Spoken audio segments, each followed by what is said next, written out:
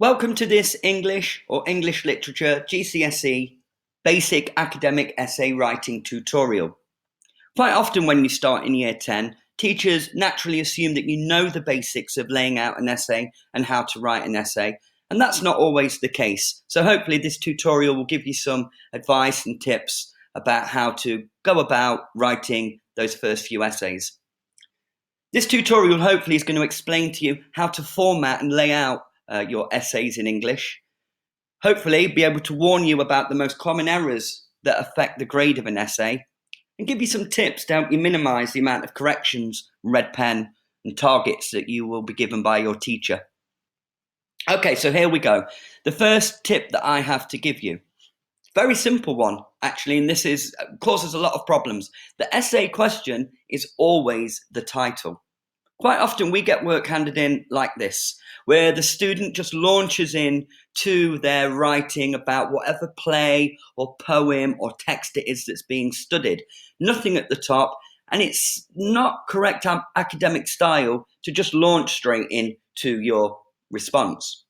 We quite often see this too, English homework, or a very general title such as this, an inspector calls task. So quite simply, all you need to do is make a note of what the essay question is, and put that at the very top of your response. My second tip is also linked to the title, and that is to embolden it, underline or center it, and this is to make it stand out from your body text. When I talk about the body text, I mean the main paragraphs of your response. So here's our question in its previous state. Very simply, you just need to do one of three things to make it stand out. Here, I've centered and underlined, but it's completely acceptable to bolden or italicize or underline, depending on how you want it to look. Okay, my third tip, and this is relating to your body text. Now, your main essay should not be any larger than 12 points in terms of the font size. It shouldn't be emboldened, italicized, or underlined. It certainly shouldn't be centered, and this is a very boring point and might disappoint some of you, but the font should be a normal academic font. And by that, I mean something acceptable like Times New Roman, Arial, or Calibri.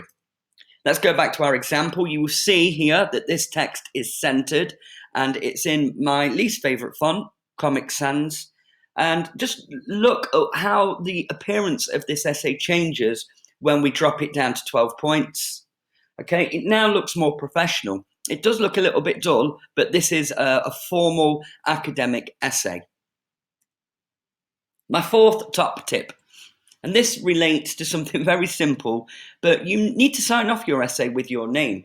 This has become much more important in recent times because we now use things such as Google Docs. And you may well email or share your Google Doc with your teacher and assume they know who it's from through the email. And then in actual fact, when we print work off as teachers, we mark them and find we don't actually know who to return them to. And we have to go hunting through emails, and it doesn't save any time at all. So a really simple one, this one. Stick your name at the end, and then your work will be returned to you nice and easy. My fifth tip also relates to the use of Google Docs and Google Drive. If you are using a Google Doc, you have to give the teacher edit rights, or they can't comment and mark and give feedback.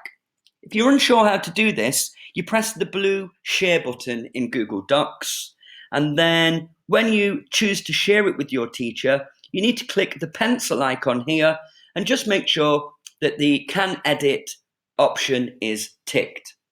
So they're all fairly straightforward tips, and they're very basic, and I'm sure once you've written your first few essays, you won't need to refer to this advice again.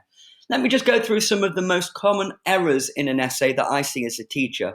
The first one is really fundamental, and that is students handing in essays where they haven't answered the question. They talk generally about the text or topic. Let's have a look at our example here. The question is, how does the author present the inspector in the opening scenes of An Inspector Calls? If we look at what the student's written, we can see that they're not answering the question at all. I really like the play in Spectacles because it is full of mystery and suspense. Written by J.B. Priestley in 1945, this play is studied by students all over the world. Smiley face. We are studying it in English, and my favourite character is Eric because he is funny. This is completely showing the teacher that this student really doesn't know where to begin with this question. They may not have read the question properly, they may be rushing their homework, but they're not answering the question. Now look at this student, even in 2 sentences. As a teacher, we know this student is completely on task. J.B. Priestley presents the inspector as intimidating through the contrasting use of lighting states. We are told in the stage directions that the lighting is.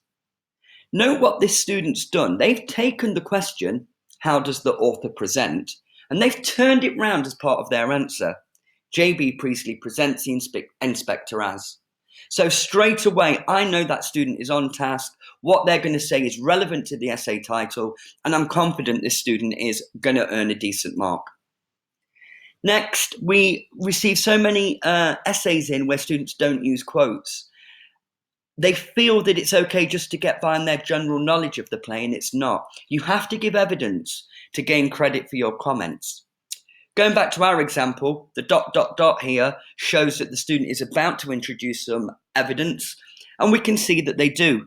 And what I like about what this student's done is that they've embedded it, they've rolled it into the sentence. We are told in the stage directions that the lighting is pink and intimate before the inspector arrives, a rose-tinted glow. When it becomes brighter and harder. When I say they've embedded it, I mean they've made it part of the sentence. They haven't ended their point and said, the evidence for this is, and then introduced the quote, which is a little bit clumsy. They've embedded it and made it part of the sentence. Finally, giving the most simple, obvious interpretation of a quote is a real common error. And it's very frustrating for us as teachers when a student has really set themselves up to write a decent paragraph to only go and throw it away when they come to interpret the quote. Here's an example using our lighting quote. A simple, obvious interpretation of the pink and intimate lighting becoming brighter and harder is that it shows that the mood has changed when the inspector comes in. Now, this is fairly obvious. This isn't really going to earn this student many marks, because we know that this is the case. We're looking for something far more sophisticated.